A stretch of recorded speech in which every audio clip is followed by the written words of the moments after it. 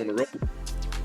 I really didn't. I know coming off the 4th of July, I know that you've done several other webinars and everything. So I wasn't sure if you had a great topic that you thought would be appropriate, or great to kind of talk about today. But I just wanted to kind of put the ball in your court. I know normally I would send you something, a topic or something that we can kind of discuss. But anything, because I know we've been talking. You've been talking about how the you had a conversation with an attorney the other day and that type of thing. So I wasn't sure, how that conversation went, how that would impact, anybody here in Georgia in regards to the, looking to become a probate expert. So I just want to kind of get your thoughts on that. Let me show you what's possible. 5 years ago, I've been in real estate for 38 years. And I got into sales and done real well. And got kind of recruited into management. And that was a mistake. I look back and I think my generation thought management was always a promotion. And I don't think it's true anymore. I think our economy's changed. I don't think it's true in real estate. And at 60, I was in a job. I was getting paid a lot of money, but they're really golden handcuffs. I didn't like the owner, didn't like what he was doing. I was working for the man. And I got into real estate to run my own business. And so I started 5 years ago. I had no listings, no leads. I knew how to sell real estate because I'd been coaching agents and I was, a good businessman, but I didn't have the resources to start right away. And 5 years later, I've built a great annual income. I have a business with equity value. I am, maybe a year away from replacing my income with residual income from real estate.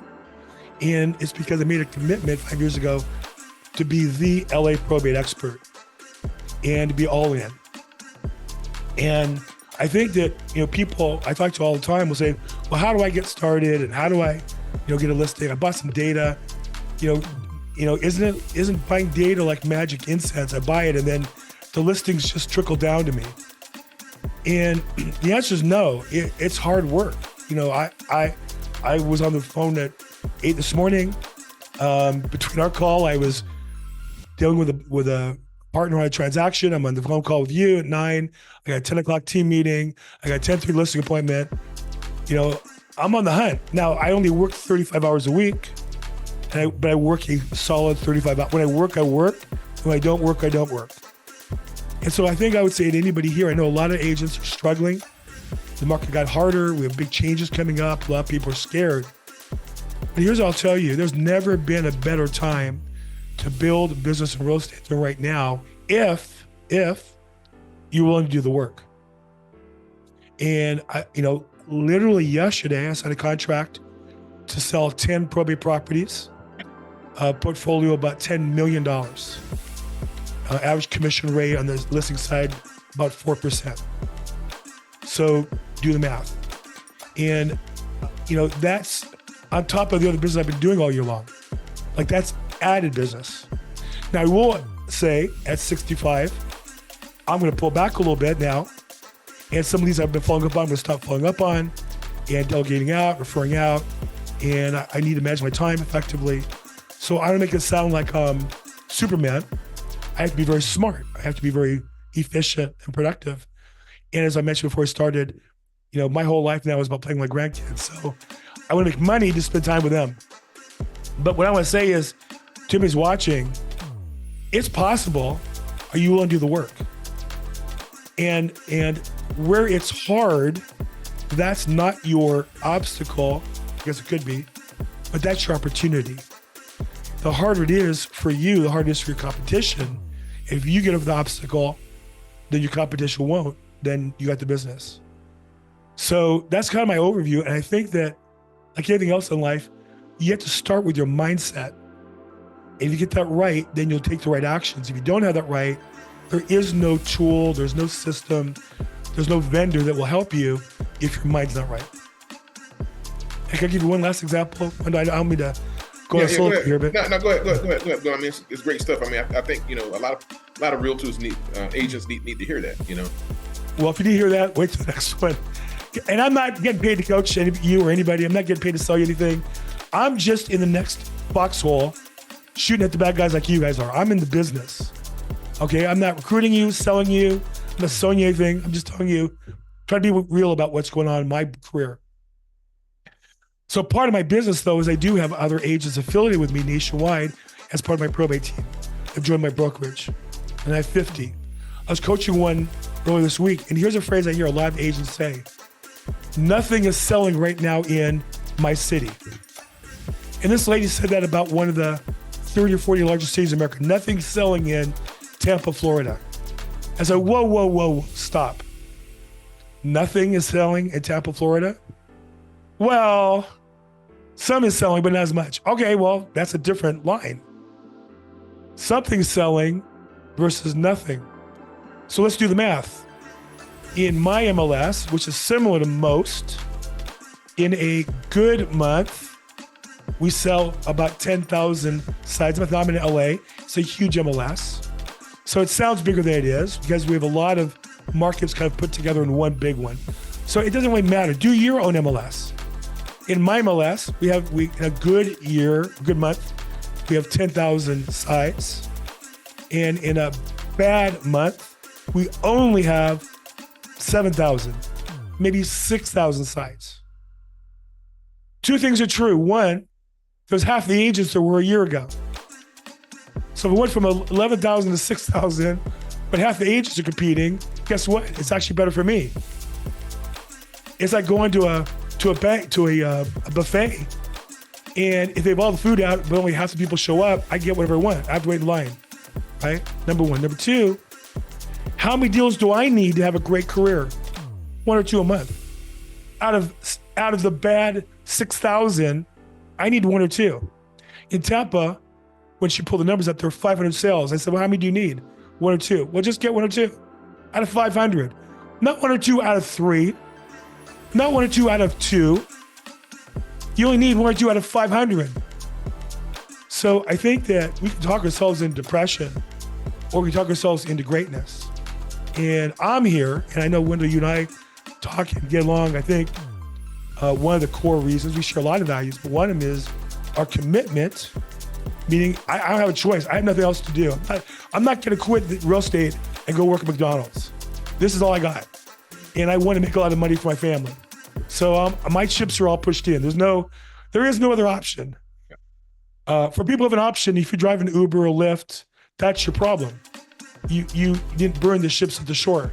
So you think there's an option called, and I talk to agents all the time driving Lyft. Can I tell one more story on that? Yeah, go ahead, Bill. Take your time, man, friend. I'm on a roll, huh? Yeah, absolutely.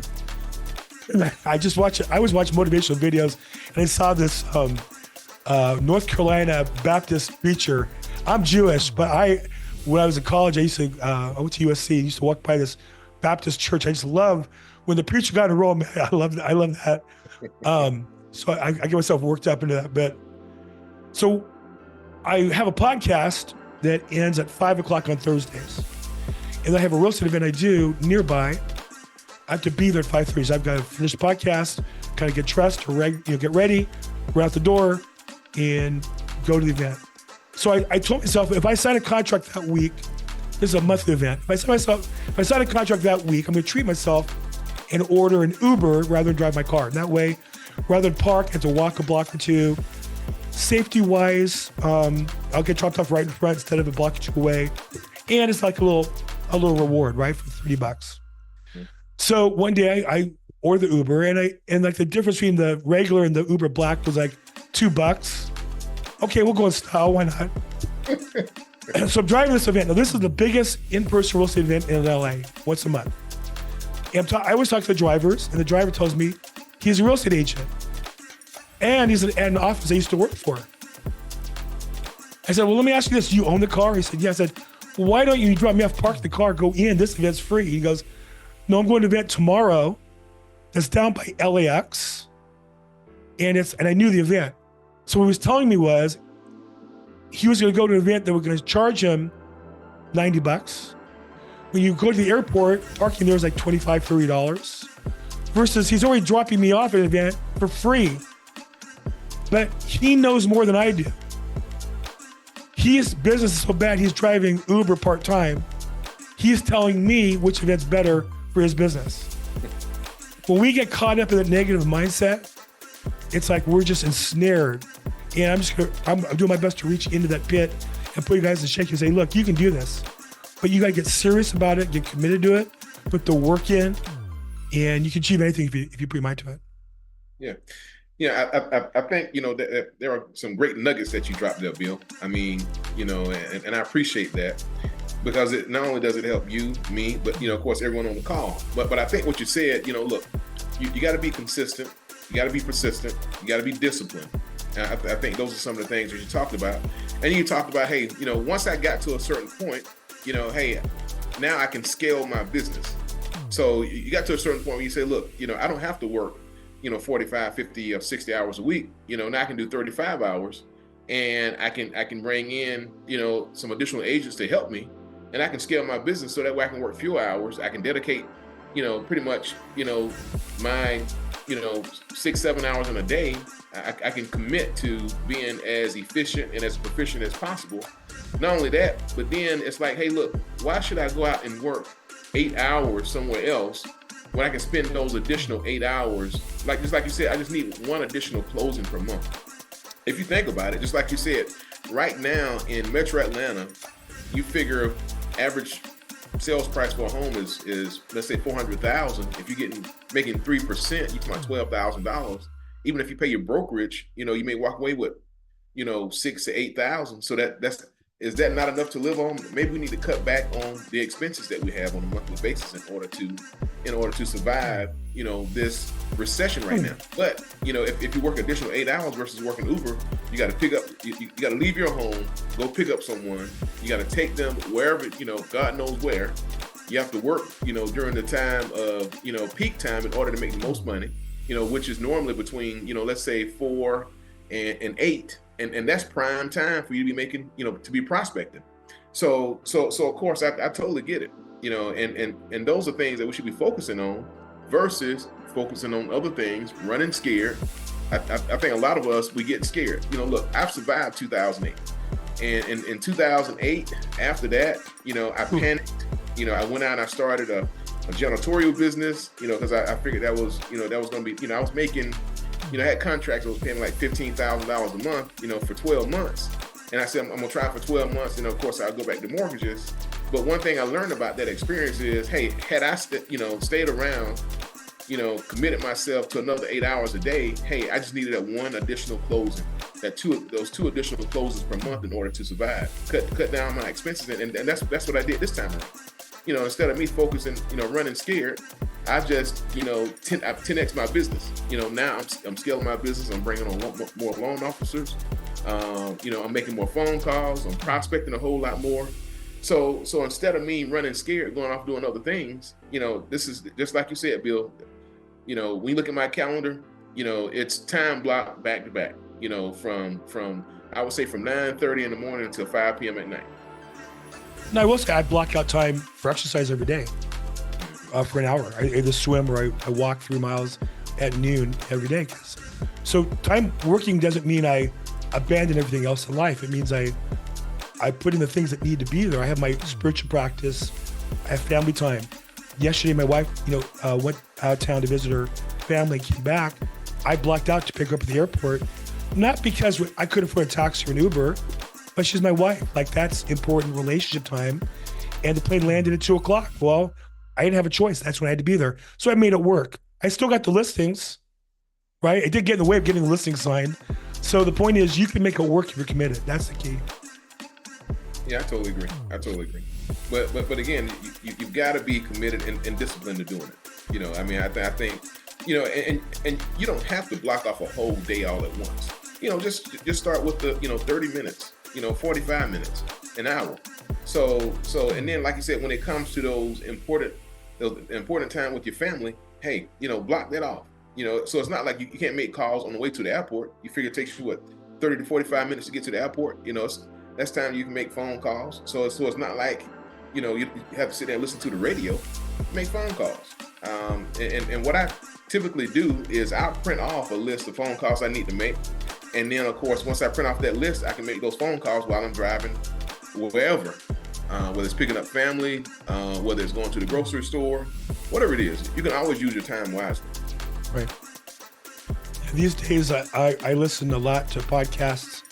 Of late, in real estate, we have some big changes coming up, so I want to make sure I'm dialed in on the new procedures for real estate agents and our contracts, and probate. I have my own podcast. I listen to other podcasts and other education sources. So, I don't listen to music. I mean, I do when I'm getting dressed in the morning, to be honest. I put on some upbeat, positive music to get me kind of moving and dancing in the shower and all that. But I think it's important to educate yourself. And so when there's time to educate, there's time to entertain and have fun. But it's about being committed. And you have to figure out, what you need to do to get to the level you want to get to. But for most people, and I would just maybe take exception to one thing you said, most people don't spend enough time developing business. And their problems all stem from I don't have any business. And then when they don't have business, they'll find distracting things to do because they're in pain, they don't have business. And so what I urge people is block out, and generally I would say in the morning until noon, every day, your job is to find some business. Either door knock, phone call, go to an event. In probate, go to court, because there's attorneys there, there's families there, you can learn.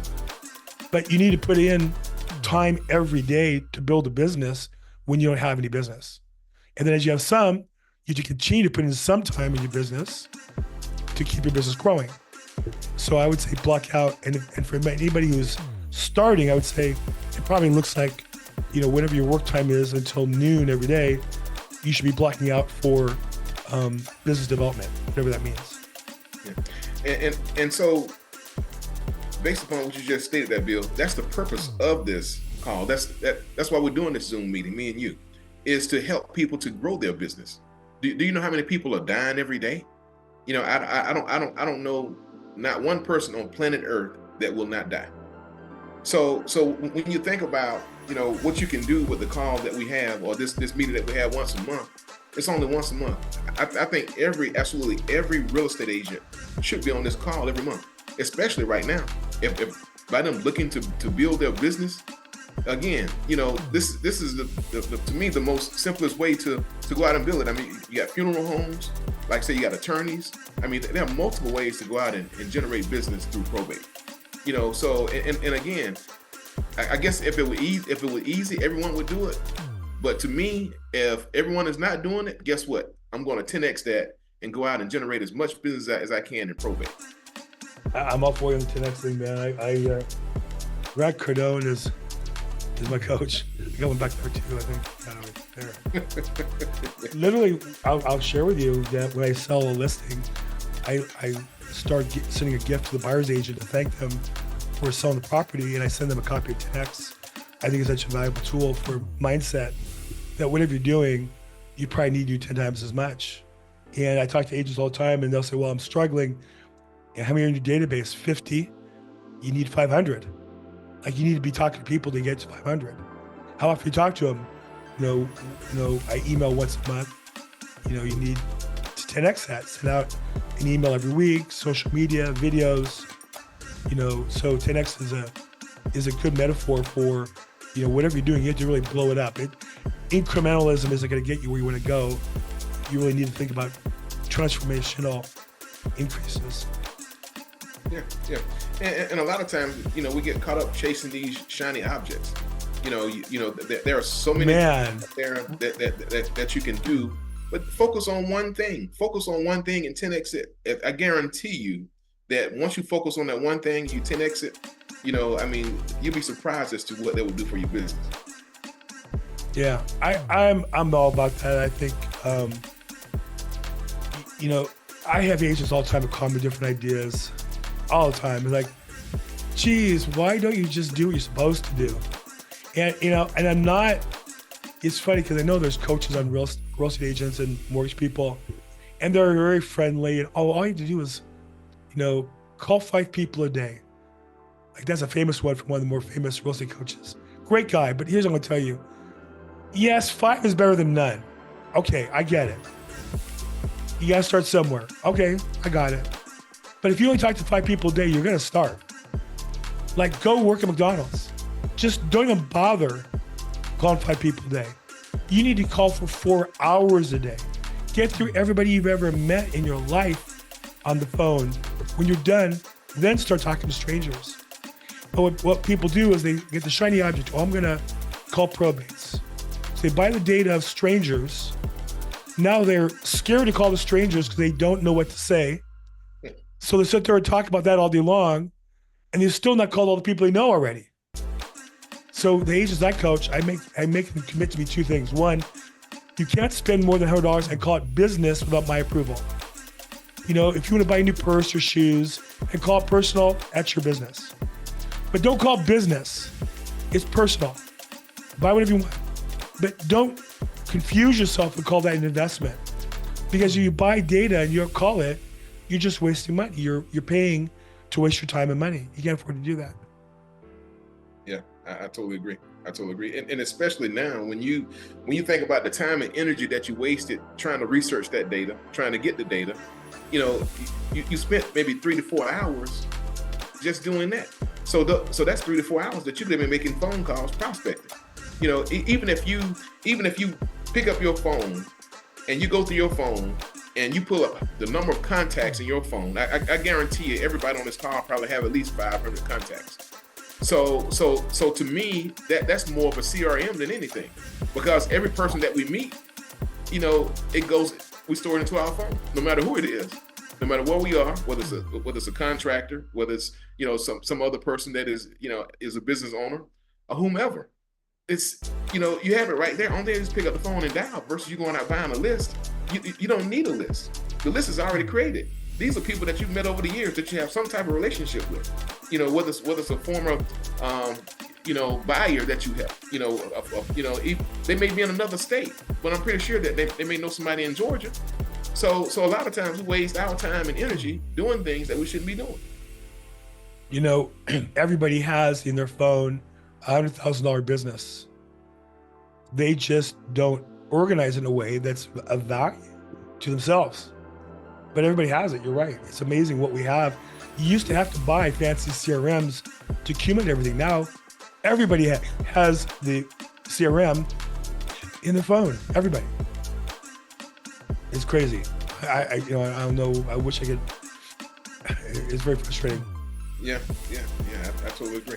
And look, it's just like you said. There's a lot of business out there.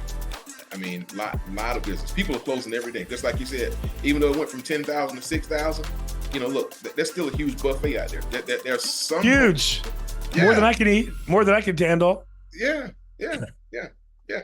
So I mean, so to me, I think you have to look at your mindset. What are you doing?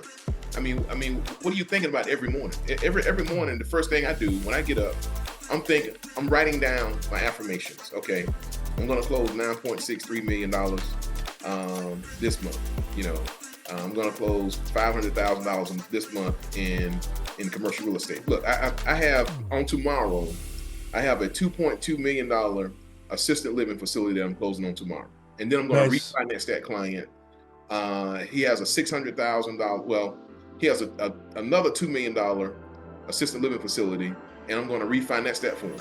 So again, I mean, it comes down to what are we doing? And this is somebody that I had in my phone, you know, and already in my CRM. This is someone that I picked up and called who's a business owner. Reached out to him, asked him if he needed help with anything. At that time, he was in a situation where he was trying to find funding, you know, for his assisted living facilities, and I just called him.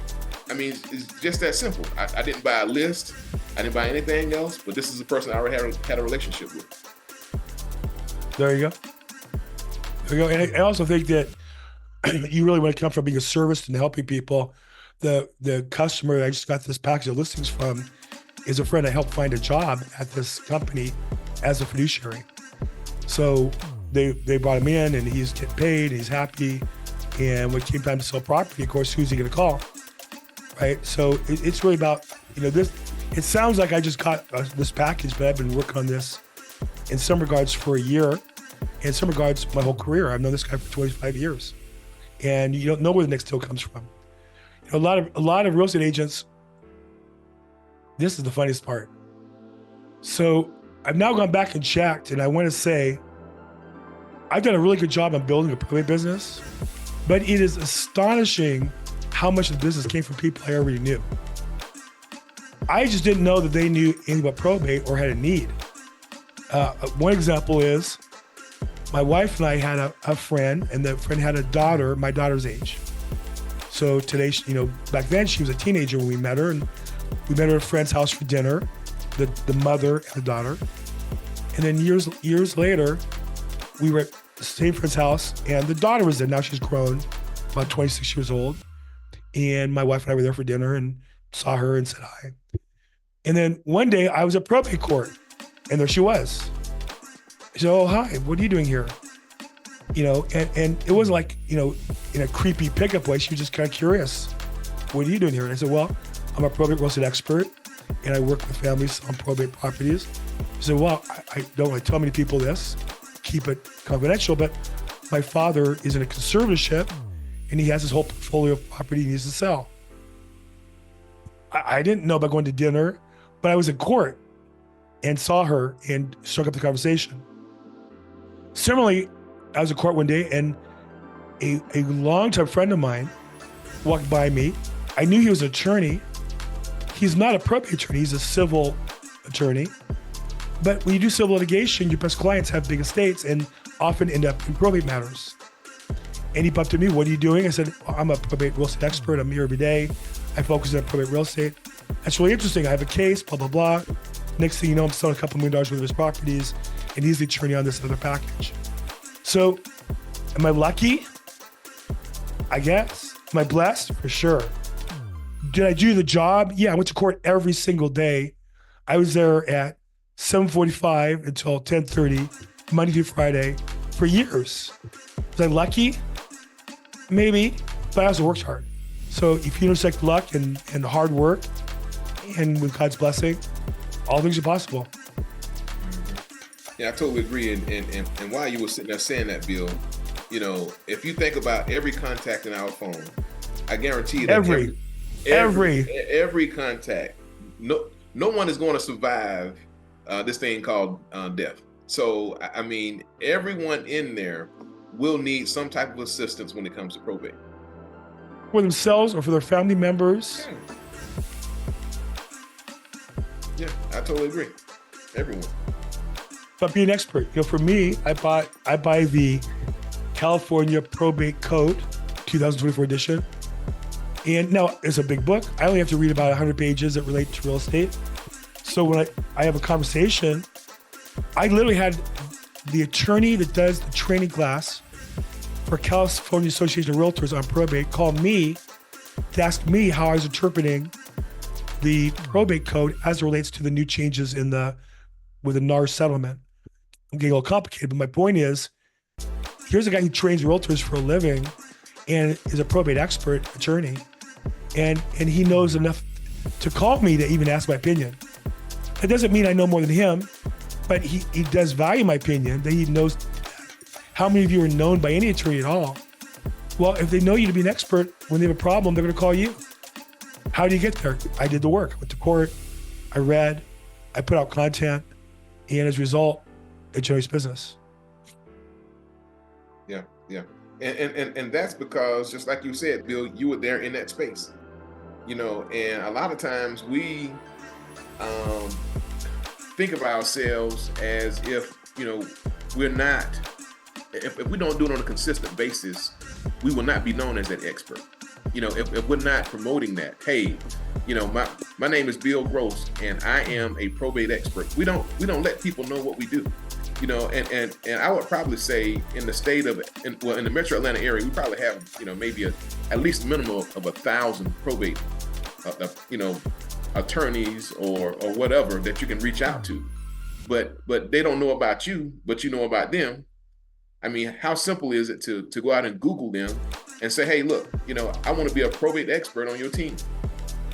Letting them know, hey, look, I'm here to help you. Anytime you have issues going on with clients who don't have a realtor, hey, let me know. I'm here to help. Let me be your probate expert. Yeah, how many realtors and notary you could offer the training to notarize the documents, go out in the field and get the customer to sign documents? How many of you could drive by a property when the attorney has to do an estimate of value, rather than just Zillow or Google, you could drive the property, take photos, and give them a broker price opinion for free. There's a lot of things we can do. Ask them what they need. I find that attorneys really appreciate recorded documents because they need the legal description to put in their filings. So whatever it is, find out what they need and give it to them. It's not that complicated, really. Yeah, and we were talking about all the closings. Just like I said, you only need one. So just imagine if you get one probate closing, you have one probate closing a month, and then you have other closings or another closing. I mean, that's two. But you have to put in the work to go out there and get those closings. To get the numbers that you're looking for, you have to put the work in. Yeah, put the work in, man. There's no way around that. No. Just like you said earlier, what we do is we make it hard. It's simple, but we make it hard. I mean, it's not overly complicated. We just overthink it. Well, I think the term is simple, not easy. Yeah, simple, not easy. Yeah, it's simple. It's not really that complicated, but it's not easy. You got to do the work. Yeah. Well, hey, Bill, I know we're at that 12:30 mark. Well, 9:30 for you. Wasn't sure if anyone had any questions, anything like that, or any topics that you guys want to discuss next month. Let us know, and we'd be more than happy to discuss those topics next month. And Bill, I really appreciate you jumping on for 30 minutes and just dropping some great nuggets, of course, to everyone. My pleasure. Always glad to chat with you. If I hear anybody on the call, you can reach out to me social media at Bill Goes Probate. I host probateweekly.com. Thursday is 4 p.m. Pacific time. Register at probateweekly.com and you'll get either an invite or a recorded version if you like. Okay. All right. You guys have any questions? All right. I guess not, Bill. Well, hey, man, I appreciate it. Even though we didn't specifically talk about probate, but we talked about how you can go out and generate business, of course, in the probate realm. So I think that was great and fantastic. And I'll see you next month, my friend. Thanks so much, man. All the best. Okay, Bill. Bye-bye.